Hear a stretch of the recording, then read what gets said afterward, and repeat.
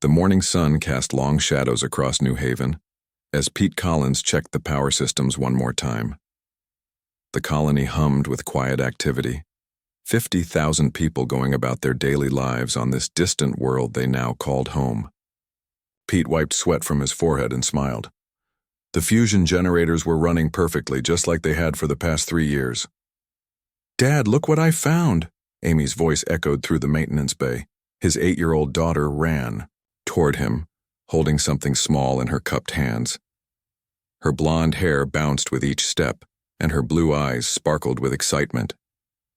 Pete knelt down to her level. "What do you have there, sweetheart?" Amy carefully opened her hands to reveal a small glowing crystal. It pulsed with soft blue light, warm to the touch. "I found it near the gardens. It's so pretty, isn't it?" "It sure is," Pete said, though he made a mental note to have the science team check it later. New Haven was still revealing its secrets after 5 years of human settlement. "Why don't you keep it safe in your room for now?" Amy nodded and carefully tucked the crystal into her pocket. She wrapped her arms around Pete's neck in a quick hug. "I love you, Dad." "I love you too, kiddo," Pete replied, his heart swelling with warmth. After losing his wife in the journey to New Haven, Amy was everything to him. She represented hope, the future, and the reason humanity had spread to the stars. Across the colony, Jake Morrison stood in his office overlooking the central plaza. As colony administrator, he felt proud watching families walk together, children playing, and vendors selling fresh produce from the hydroponic farms. New Haven had become more than a settlement. It was home. His assistant, Lisa Barnes, knocked on the doorframe. "Jake, we're getting some unusual readings on the long-range sensors." Jake turned from the window. Lisa was young but sharp, one of the best communications officers he'd ever worked with. "What kind of readings?" "Ships, maybe, but they're staying. Just outside our detection range, could be nothing, but—" Lisa hesitated. "But you don't think it's nothing?" Jake finished. "No, sir. The patterns are too regular. Someone's watching us." Jake nodded thoughtfully. They'd always known this day might come. Humans had been expanding into space for decades, and they weren't the only intelligent species out there. "Keep monitoring. Let me know if anything changes." Meanwhile, far above New Haven's atmosphere, Ambassador Veltar studied the human settlement through his ship's advanced sensors. The Zephyrian was tall and elegant, with silver skin that reflected light in patterns that showed his high rank. His large, dark eyes showed no emotion as he watched the humans below. "They multiply quickly," observed his aide, a younger Zephyrian named Kezelin. The reports were accurate. Veltar's head crest fluttered slightly, a sign of displeasure. "Too quickly, and they spread without asking permission, without understanding the ancient boundaries our people have maintained for centuries." The Zephyrian Empire had ruled this sector of space long before humans learned to travel between stars. They were a proud species, organized in rigid castes with strict rules about territory and expansion. The appearance of human colonies in what they considered their space was deeply troubling. "What are your orders, Ambassador?" Kezelin asked. Veltar was quiet for a long moment, watching human children play in the plaza below. In Zephyrian society, the young stayed hidden until they reached maturity. Seeing these human offspring running freely in the open seemed wrong, unnatural. "We will observe for now," Veltar decided, "but prepare a message for the High Command. These humans may pose a greater threat than we initially believed." Back on New Haven, Captain Ryan Hayes finished his patrol of the colony's outer perimeter. As head of the defense force, he took security seriously, even though they'd never had any major threats. The colony's weapons were mostly for dealing with dangerous local wildlife, not military conflicts. Ryan was a big man with kind eyes, popular among the colonists for his fair treatment of disputes and his genuine care for their safety. He'd served in Earth's military before volunteering for colony duty, drawn by the idea of protecting humanity's future among the stars. His radio crackled. "Captain Hayes, this is communications. We need you back at headquarters." "On my way," Ryan replied. He had a bad feeling about this. In the medical center, Dr. Kate Sullivan finished examining a patient with a minor injury from the mining operation. New Haven was largely self-sufficient, with mines providing rare metals, farms producing food, and workshops manufacturing most of what they needed. Kate had been one of the first doctors to arrive, and she'd delivered more than 200 babies since the colony's founding. She loved watching families grow, seeing children take their first steps, hearing their first words. There was something special about raising children on a new world, giving them opportunities that Earth could no longer provide. As Kate cleaned her instruments, she noticed Amy Collins through the window. The little girl was showing her glowing crystal to other children, all of them gathered in a circle, amazed by its soft light. Kate smiled. Children found wonder in the smallest things. Pete Collins finished his maintenance checklist and headed home. The colony's residential area was quiet in the late afternoon, with most adults still working and children playing in small groups. He could see Amy with her friends, still excited about her crystal discovery. His small apartment was simple but comfortable. Photos of his late wife decorated the walls, and Amy's drawings covered the refrigerator. Pete had learned to cook basic meals, though he wasn't very good at it. Amy never complained, though. She was happy as long as they were together. As Pete prepared dinner, he had no idea that ships were gathering in the darkness beyond New Haven's star. He didn't know that decisions were being made that would change everything. All he knew was that his daughter was safe, healthy, and happy. That was enough. The sun began to set over New Haven, painting the sky in brilliant oranges and purples. Families gathered for dinner, children were called inside, and the colony settled into its peaceful evening routine. It was a scene of human life at its most basic and beautiful, people caring for each other, building something together, reaching for a better future. None of them knew that this might be their last normal evening. None of them could imagine what was coming. But that was tomorrow's worry. Tonight, New Haven was home, and home was good. Lisa Barnes stared at her screen in disbelief. The numbers kept changing, but they all told the same story. Ships were moving closer to New Haven, lots of them. She had been tracking the signals for 3 days now, and each day brought more bad news. "Jake, you need to see this," she called across the communications center. Jake Morrison hurried over, coffee mug still in his hand. He looked tired. The past few days had been filled with meetings and emergency planning sessions. "What do you have?" "At least 20 ships, maybe more. They're not hiding anymore. Look." Lisa pointed to her display. Red dots moved slowly toward New Haven's position. "They'll be here in less than a week." Jake set down his coffee. His hands were shaking slightly. "Any response to our messages?" "Nothing. We've sent greetings in 12 different languages, including the basic peace signals Earth Command taught us. They're not talking." Across the colony, Captain Ryan Hayes gathered his security team in the defense center. The room was small and crowded, designed for dealing with minor problems, not military threats. Maps of New Haven covered the walls, showing important buildings, shelters, and evacuation routes. "We have 48 trained security officers and maybe 200 volunteers," Ryan told his team. "Our weapons are designed for wildlife, not warfare. We have some mining explosives and a few old military rifles from Earth." Ben Parker, his second in command, looked grim. "What about the evacuation plan?" 3 transport ships in orbit, but they can only take 15,000 people at a time. We'd need 3 trips to get everyone out, and that takes time we might not have." The room fell silent. Everyone understood what that meant. If shooting started, most of the colonists would still be on New Haven. In the medical center, Dr. Kate Sullivan prepared for the worst. She organized supplies, checked equipment, and trained volunteers in basic first aid. The medical center had been designed to handle accidents and normal illnesses, not combat injuries. "Doctor, how bad could this get?" asked Maria Lopez, one of her nurses. Kate looked up from the supply inventory. "I don't know, Maria. I've never treated weapons wounds before. None of us have." Meanwhile, Pete Collins tried to keep life normal for Amy. He still went to work each day, checking the power systems and making repairs. But he noticed things. More security patrols, Adults talking in whispers. Children being kept closer to home.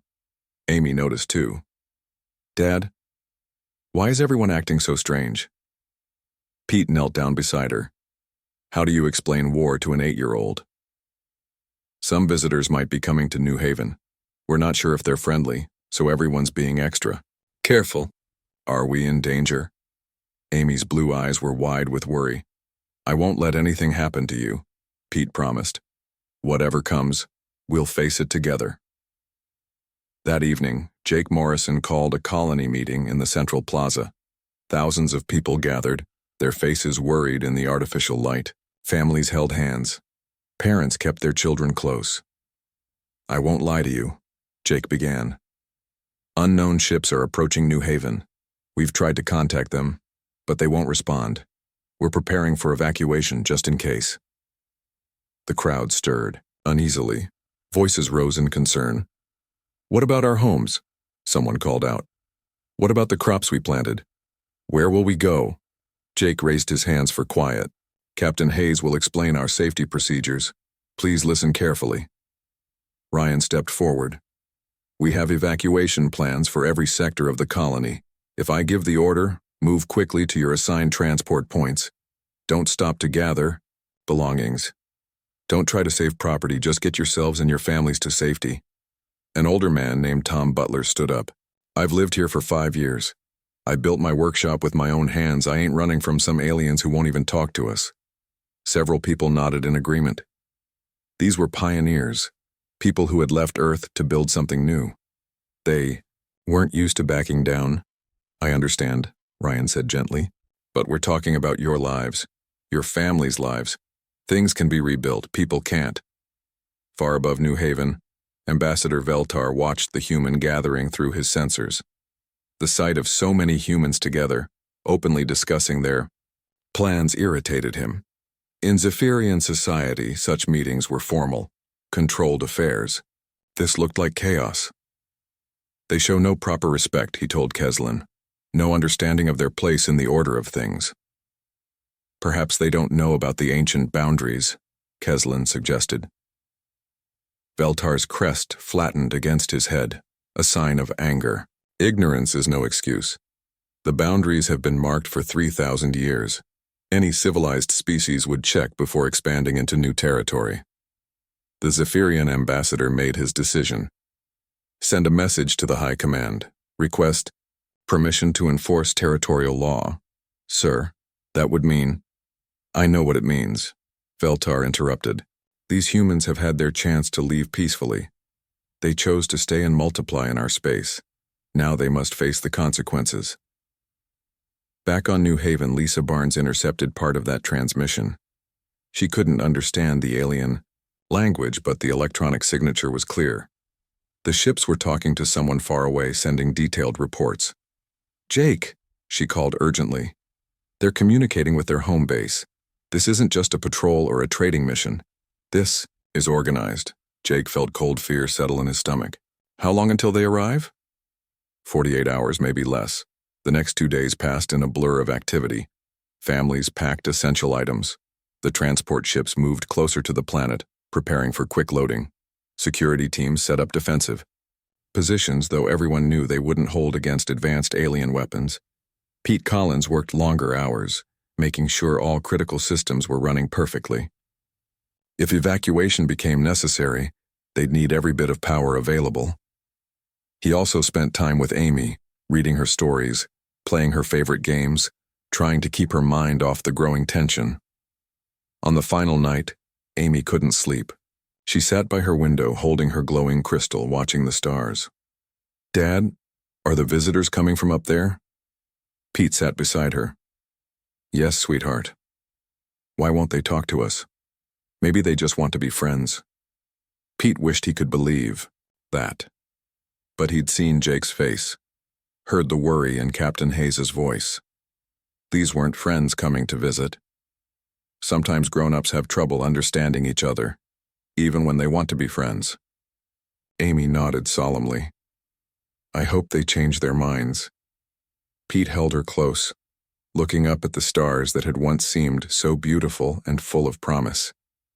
Now they held unknown threats, ships full of aliens with intentions that remained mysteriously and frighteningly unclear. "Me too, kiddo," he whispered. "Me too." The attack came without warning at dawn. Amy Collins was eating breakfast when the first explosion shook their small apartment.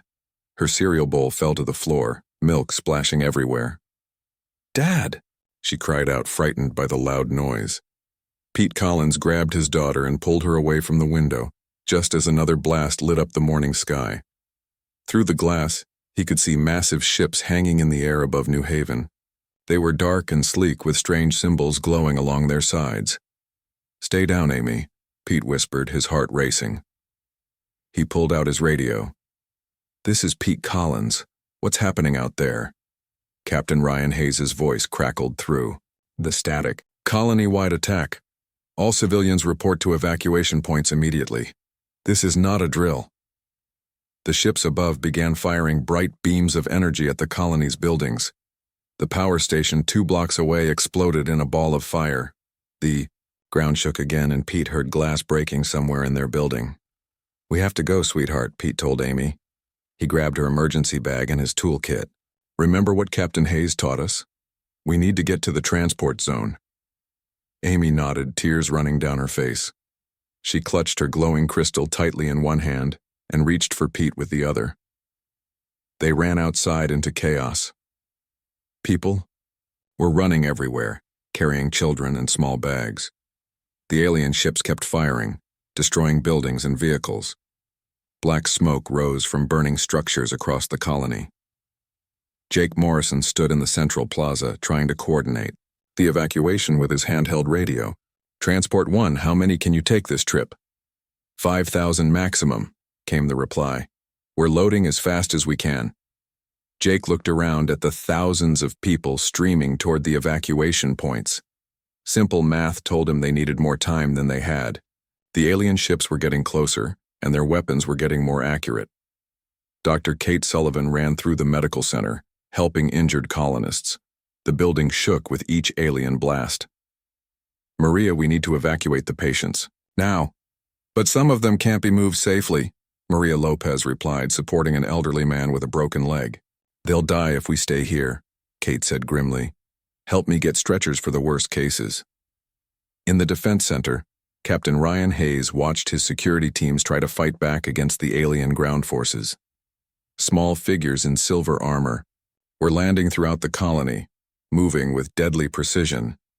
The humans' mining equipment and old rifles were no match for the aliens' advanced weapons. "Fall back to the residential sector," Ryan ordered through his radio. "Protect the evacuation routes." Ben Parker's voice came back strained and urgent. "Sir, they're not just destroying buildings. They're targeting anyone who moves. This isn't a military action. This is extermination." Pete Collins and Amy ran through the burning streets following the evacuation route toward Transport Zone 3. Around them, other families did the same. An older couple helped each other walk, the woman crying quietly. A young mother carried twin babies while her husband carried their older son. Suddenly, one of the alien soldiers appeared at the end of the street. It was tall and thin, covered in silver armor that seemed to shift and flow like liquid metal. In its hands was a weapon that hummed with deadly energy. The alien raised its weapon toward the group of fleeing humans. Pete pushed Amy behind a overturned vehicle just as the energy beam cut through the air where they had been standing. "Stay hidden," Pete whispered to Amy. "No matter what happens, stay hidden until I come back for you." "Dad, don't leave me," Amy sobbed. "I have to help the others," Pete said, kissing her forehead. "You're brave, Amy. Be brave for me." Pete grabbed a piece of broken metal pipe and ran toward the alien soldier. He knew he couldn't win, but he could buy time for the families to escape. The alien turned its weapon toward him, but Pete was already moving, using his knowledge of the colony's layout to stay ahead of the energy beams. Other colonists joined the desperate fight. Tom Butler, the man who had refused to evacuate, appeared with a mining charge. "For New Haven," he shouted, running at the alien. The explosion took both of them. The distraction allowed more families to reach the transport zone, but more alien soldiers were landing. The situation was getting worse by the minute. Lisa Barnes worked frantically at the communications center, trying to send a distress signal to Earth. Mayday, Mayday. This is New Haven Colony. We are under attack by unknown alien forces. Repeat, we are under attack. She didn't know if anyone could hear her. The alien ships were jamming most communications, but she kept trying. Someone had to know what was happening here. Amy Collins stayed hidden behind the overturned vehicle, holding her crystal so tightly it hurt. She could hear the sounds of fighting, the screams of frightened people, the crash of falling buildings. Where was her father? Through the smoke and chaos, she saw him. Pete was helping an injured woman reach the evacuation point. But as he carried her, part of a damaged building began to fall. Amy watched in horror as her father saw the danger, pushed the woman to safety and disappeared under falling concrete and metal. "Dad!" Amy screamed, running from her hiding place. Dan Cruz, one of the evacuation team leaders, saw the little girl running toward the collapsed building. He grabbed her before she could get there. "Amy, no! It's too dangerous!" "My dad is in there." Amy fought against his grip. "We have to help him." Dan looked at the massive pile of debris. No one could survive being buried under that much concrete and steel. But he could see Pete Collins's hand reaching out from under the rubble, still moving, still trying to get free. "Get her to the transport," Dan told another evacuee. Then he ran toward the collapsed building. He found Pete Collins barely alive, crushed from the waist down. Blood ran from his mouth and his breathing was shallow and painful. "Amy," Pete whispered. "Is she safe?" "She's safe," Dan promised. "She's going to the transport ship right now." Pete smiled weakly. Tell her I love her. Tell her to be strong. Tell her to remember that we came to the stars to build something better." "You can tell her yourself when we get you out of here," Dan said, though he knew it was impossible. Pete shook his head slightly. "Take care of her. Please, don't let them win." Those were Pete Collins' last words. He died protecting the future. He believed in ensuring that his daughter and others could escape to carry on humanity's dream among the stars. Amy Collins, now an orphan at 8 years old, was loaded onto Transport 1 with 4,000 other survivors. As the ship lifted off from New Haven, she pressed her face to the window and watched her home burn below. In her hand, her father's memory crystal pulsed with soft blue light, as if it understood her grief. The message Lisa Barnes had sent into space would eventually reach Earth. And when it did, humanity would learn that one of their own had died protecting his child from aliens who showed no mercy. The response would shake the galaxy. The news reached Earth 17 days after New Haven burned. Amy Collins sat in a small room at the refugee center on Luna Station, still holding her father's crystal. Dr. Kate Sullivan had stayed with her during the long journey from the destroyed colony, but Amy barely spoke to anyone. "Tell me again what happened to your father," said the man with the recording device. His name was Colonel Jack Stone, and he had kind eyes that reminded Amy of her dad. Amy's voice was small and tired. "He saved people. A building was falling down and he pushed a lady away. Then the rocks fell on him." She held up her crystal. "He gave me this to remember him." Colonel Stone nodded gently. "You're very brave, Amy. Your father would be proud of you." The recording ended, but Colonel Stone knew it would be played again and again. In committee rooms on Earth, in military headquarters across the solar system, in the homes of ordinary people who would hear about Pete Collins and feel something deep and angry stir in their hearts. President Helen Brooks sat in the Oval Office, watching the footage from New Haven. The images were hard to look at. Burning buildings, people running with children in their arms, bodies lying in the streets. But the worst part was Amy's testimony, the voice of a little girl explaining how her daddy died protecting strangers. "How many survivors?" President Brooks asked. General Alex Turner looked at his notes. 15,000 made it out. 35,000 didn't. The aliens gave no warning, no chance to surrender. They just started killing, and we have no idea who they are. The survivors call them Zephyrians. We've never had contact with them before. but our xenobiology teams are studying the evidence from the attack. President Brooks stood and walked to the window. Outside, she could see people going about their normal lives.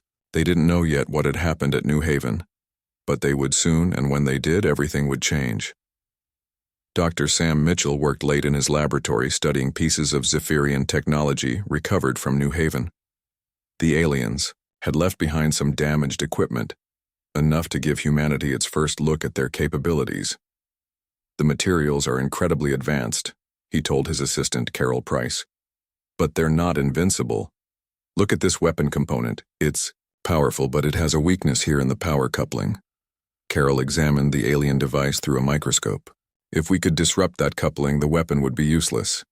Exactly. And if their weapons have flaws, their ships probably do too. Across the laboratory, other scientists worked on different pieces of the puzzle.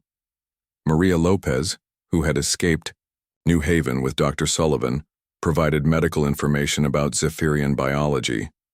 The aliens were tall and thin, but they seemed to have trouble with Earth's heavier gravity.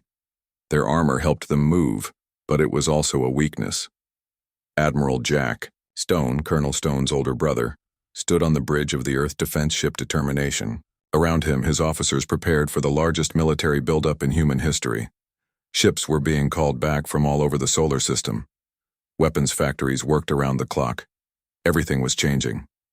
"Sir, we have confirmation from the Mars shipyards," reported his communications officer. "They can have 50 new warships ready in 6 months.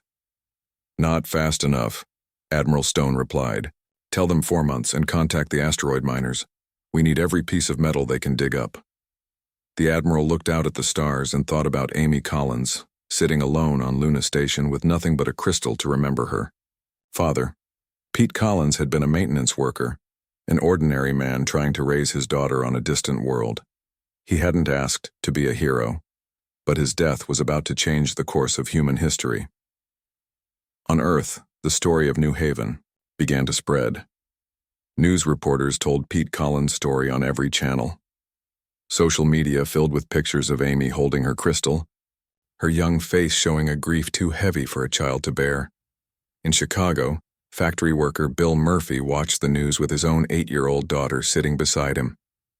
"Daddy, why did the bad aliens hurt that little girl's father?" Bill couldn't answer. He just held his daughter tighter and felt anger building in his chest.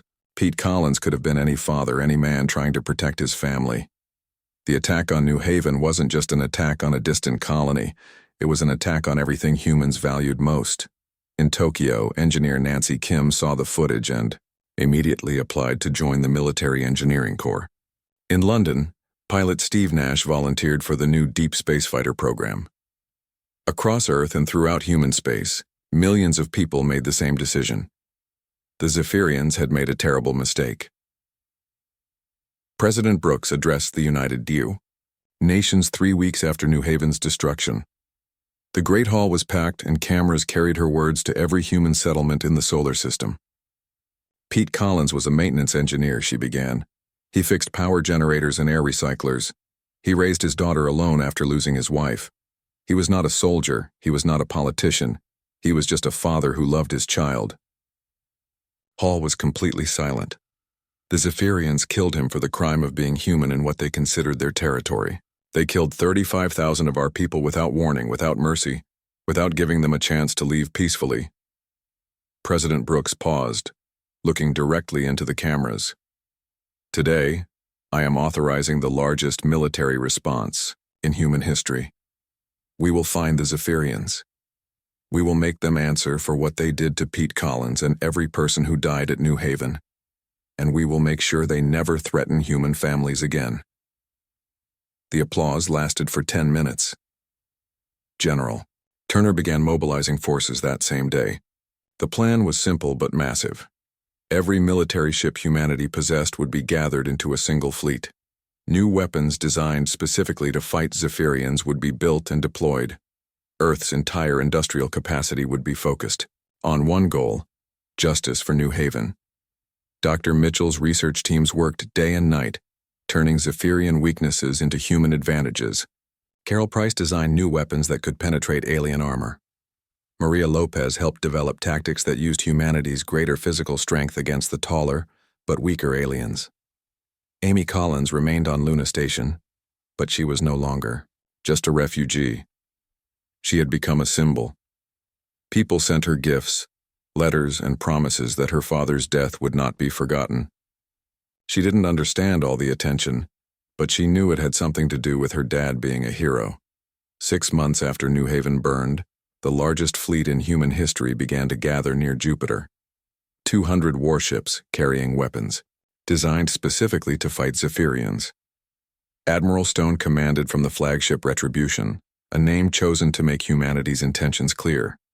The fleet included ships named for every person who died at New Haven, but the largest and most powerful bore a simple name, Pete Collins. It carried weapons that could crack planets and shields that could withstand anything the Zephyrians possessed. Amy Collins watched the launch from Luna Station, still holding her father's crystal. She was 9 years old now, and she understood better what had happened. Her father had died protecting people, and now all of humanity was going to make sure his sacrifice meant something. "Are they going to stop the bad aliens, Dr. Sullivan?" Amy asked. Kate Sullivan, who had stayed with Amy throughout the long months of preparation, nodded firmly. "Yes, sweetheart. They're going to make sure no other little girls lose their daddies, the way you did." Amy held her crystal up to the light, watching it pulse with soft blue radiance. Somewhere out in the dark between stars, the Zephyrians were about to learn what happened when you killed a human father protecting his child. Earth was coming, and it was bringing judgment and fire. The Zephyrian homeworld hung in space like a silver jewel, its 3 moons casting pale light across the surface. War Commander Zekmoth stood in his command center, watching sensor displays that showed impossible readings. 200 human ships had appeared at the edge of their system, moving in perfect formation towards Zephyrian Prime. "How many ships did you count?" Zekmoth asked his aide. 200 confirmed, Commander, possibly more. They're using jamming technology we've never seen before." Zekmoth's crest flattened against his skull. The humans were supposed to be a primitive species, barely capable of interstellar travel. The attack on their small colony should have ended their expansion into Zephyrian space forever. But this fleet suggested something else entirely. "Send a message to the human fleet," Zekmoth ordered. "Tell them they are trespassing in sacred Zephyrian territory and must leave immediately." The message was sent, but no reply came back. The human ships just kept coming, their weapons powered and their shields raised for battle. Aboard the flagship Retribution, Admiral Jack Stone studied the tactical displays. The Zephyrian homeworld was heavily defended with orbital stations, defensive satellites, and patrol fleets. Under normal circumstances, attacking such a target would be suicide. But these weren't normal circumstances. "All ships, this is Admiral Stone," he broadcast to the human fleet. "Remember why we're here? Remember Pete Collins. Remember New Haven. Today we show the galaxy what happens when someone hurts our families." Captain Troy Adams commanded the Earth Defense Vessel Justice from the fleet center.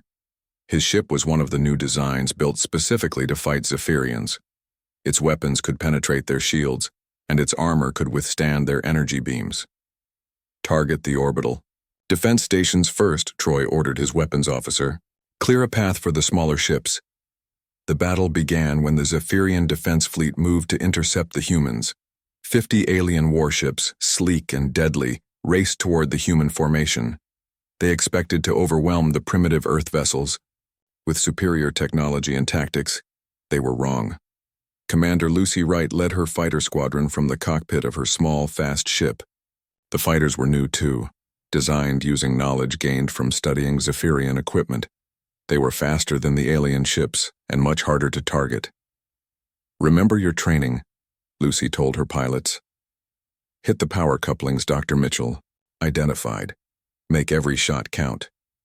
The first exchange of fire lit up space with deadly energy beams and plasma bursts. But something unexpected happened. The human weapons cut through Zephyrian shields like they were made of paper.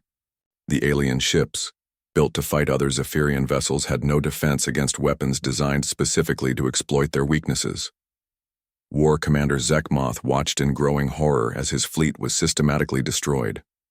Human ships moved with precision and purpose, targeting exactly the right spots to cause maximum damage.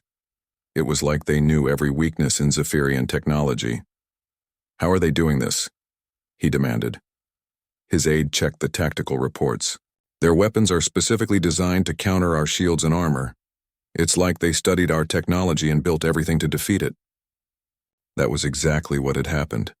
Dr. Sam Mitchell's research teams had spent months analyzing every piece of Zephyrian equipment recovered from New Haven. They had found weaknesses and built weapons to exploit them. Carol Price's new plasma cannons could penetrate Zephyrian shields. Maria Lopez's medical knowledge had helped design tactics that used human advantages against alien weaknesses. The orbital defense stations lasted only minutes against the human assault. Captain Troy Adams watched his weapons tear apart structures that had defended the Zephyrian homeworld for centuries. "Target the military installations on the surface," he ordered. "Leave the civilian areas alone. We're not here to murder innocents." Commander Steve Nash led the ground assault force. His ships landed on Zephyrian Prime with precision, targeting only military bases and government buildings. The Zephyrian army tried to resist, but their weapons were designed to fight other Zephyrians, not humans who knew all their weaknesses. The human soldiers moved through Zephyrian cities with deadly efficiency.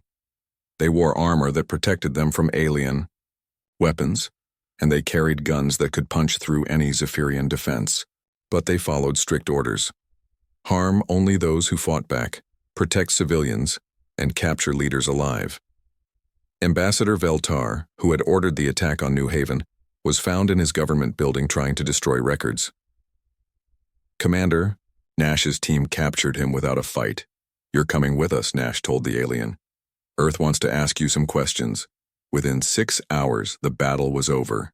The Zephyrian military was destroyed, their government captured, and their homeworld under human control. It had been the most one-sided victory in galactic history. Admiral Stone stood on the bridge of the Retribution, looking down at the conquered world below. Around him, his officers prepared reports of the battle. The human fleet had lost only 3 ships and fewer than 100 crew members. The Zephyrians had lost everything. "Open a channel to all Zephyrian communication networks," Admiral Stone ordered. When the connection was established, he began to speak. His words were translated into the Zephyrian language and broadcast across their entire world. "My name is Admiral Jack Stone of the Earth Defense Force. 6 months ago, your people attacked a human colony called New Haven. You killed 35,000 innocent people, including a maintenance worker named Pete Collins, who died protecting his 8-year-old daughter." The Admiral paused, letting his words sink in. Pete Collins was not a soldier. He was not a threat to your empire. He was just a father trying to give his little girl a better life among the stars. You killed him without warning, without mercy, without giving him a chance to surrender. Across the Zephyrian homeworld, millions of aliens listened to the human commander's words. Today, you learned what happens when you hurt human families. Your military is destroyed. Your government is captured. Your homeworld belongs to Earth. This is the price of killing Pete Collins. Admiral Stone's voice grew harder. But we are not like you. We don't murder civilians. We don't attack without warning. Pete Collins' daughter, Amy, is safe on Luna Station, and she will grow up in a galaxy where no one dares to threaten human children. The broadcast ended, but the message was clear. The Zephyrian Empire, once proud rulers of this sector of space, had been brought to its knees by humans seeking justice for one dead father. In his cell aboard the human ship, Ambassador Veltar finally understood what he had done. The attack on New Haven had not ended human expansion. It had awakened something terrible and unstoppable. The humans had turned their grief into weapons, their love into armor, and their desire to protect their children into an unstoppable force. The galaxy would never be the same. And somewhere on Luna Station, a 9-year-old girl named Amy Collins held her father's crystal and knew that his sacrifice had changed everything. 3 days after the battle, Ambassador Veltar sat in the interrogation room aboard Admiral Stone's flagship. The proud Zephyrian looked smaller now, his silver skin dull and his head crest drooping with defeat. Across from him sat Admiral Stone and President Brooks, who had traveled from Earth to witness this moment. "Why?" President Brooks asked simply. Why did you attack New Haven? Veltar's dark eyes showed confusion. You were in our territory. The boundaries have been established for 3,000 years. Your people had no right to be there. Did you try to contact us? Did you warn us about these boundaries? Warning is not required. All civilized species know the ancient laws. Admiral Stone leaned forward. We're a young species, Ambassador. We've only been traveling between stars for 50 years. We had no idea about your boundaries or your laws. Ignorance is no excuse, Veltar replied, though his voice lacked conviction. President, Brooks pulled out a tablet and showed him footage from New Haven. Images of families running from the burning colony. Children crying for their parents. Pete Collins pushing a wounded woman to safety before the building collapsed on him. This man died protecting strangers, President Brooks said. His name was Pete Collins. He had an 8-year-old daughter named Amy. He was not a soldier or a threat to your empire. He fixed machines and loved his little girl. Veltar watched the footage, his expression unreadable. In Zephyrian society, such individual sacrifice was rare. Their rigid caste system discouraged personal heroism. Why are you showing me this? Veltar asked. Because you need to understand what you destroyed, Admiral Stone replied. Pete Collins represented everything good about humanity. Our willingness to help strangers, our love for our children, our hope for the future. The interrogation continued for hours. Veltar eventually provided information about Zephyrian territories, their government structure, and their military capabilities. But more importantly, he began to understand the magnitude of his mistake. Meanwhile, across Zephyrian Prime, human occupation forces worked to establish order. Commander Steve Nash supervised the dismantling of Zephyrian military installations while ensuring civilian areas remained protected. The humans followed strict rules: no looting, no unnecessary destruction, no harm to non-combatants. The Zephyrian civilians watched in amazement. They had expected the humans to behave like conquerors, taking whatever they wanted and treating the defeated population harshly. Instead, human soldiers helped repair damaged infrastructure and provided medical aid to injured Zephyrians. Dr. Kate Sullivan had volunteered to join the occupation medical team. She worked alongside human and Zephyrian doctors to treat wounded civilians. The experience reminded her of her work on New Haven, but this time she was helping the people whose government had destroyed her home. "Why are you helping us?" asked a young Zephyrian doctor named Kesmora. "Our people killed your colonists." Kate looked up from the patient she was treating. "Because this is what Pete Collins would have wanted. He died protecting people he didn't even know.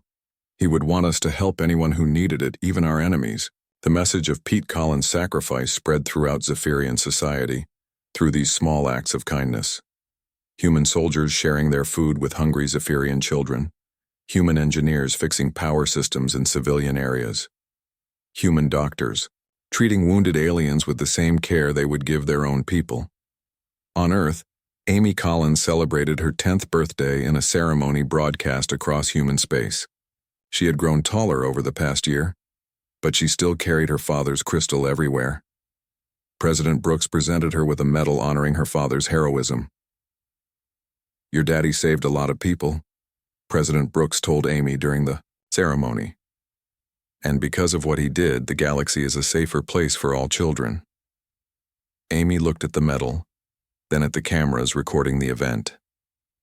"I miss him every day, but I'm proud that he was my dad." The ceremony was watched by millions of humans and, through captured Zephyrian communication networks, by billions of aliens across the galaxy. The image of a young girl honoring her dead father's memory became a symbol of human values that other species found both alien and admirable. 3 months after the conquest, formal surrender negotiations began.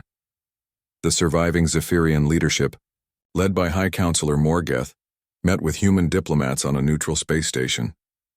"What are your terms?" Morgeth asked Admiral Stone. The Admiral placed a data pad on the negotiating table. Complete withdrawal from all human-settled systems. Reparations for the New Haven colonists.